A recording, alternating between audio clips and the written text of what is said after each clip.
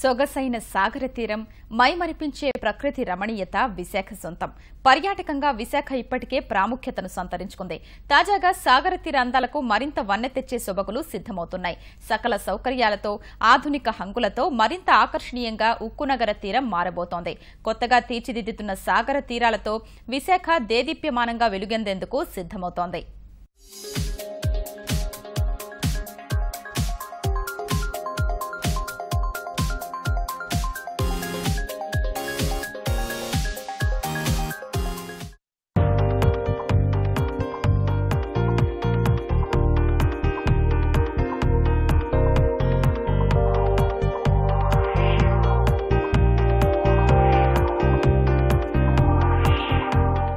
విశాఖ సాగర తీరం గోవా తరహా బీచ్లతో అలరించేందుకు సిద్దమవుతోంది.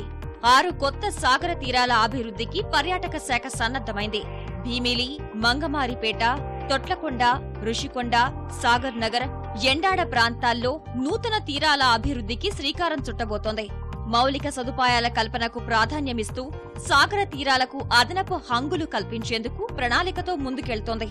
National Institute of Ocean Technology నిపుణులతో సర్వే చేయించింది. సముద్ర స్నానానికి అనువైన ప్రాంతాలుగా వీటిని ఎంపిక చేసింది. వీటిని మరింత ఆకర్షణీయంగా తీర్చిదిద్దేందుకు ఫుడ్ కోర్టులు, గొడుగులు, లేజర్ షోలు వంటివి అందుబాటులోకి తేనుంది. ఈ సాగర తీరాలను వినోద కేంద్రాలుగా తీర్చిదిద్దడమే లక్ష్యంగా ప్రణాళిక రూపొందించింది.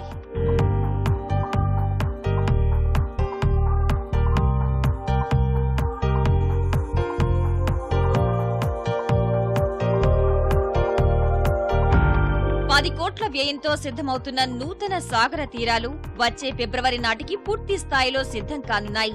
అంతర్జాతీయ ఫ్లీట్ రివ్యూకు వేల సంఖ్యలో హాజరు కానున్న విదేశీ పర్యాటకులకు సుందరంగా సాగర తీరాలు స్వాగతం పలకనున్నాయి. సముద్ర స్నానాలను సురక్షితంగా చేసేలా ఏర్పాట్లు చేస్తున్నారు.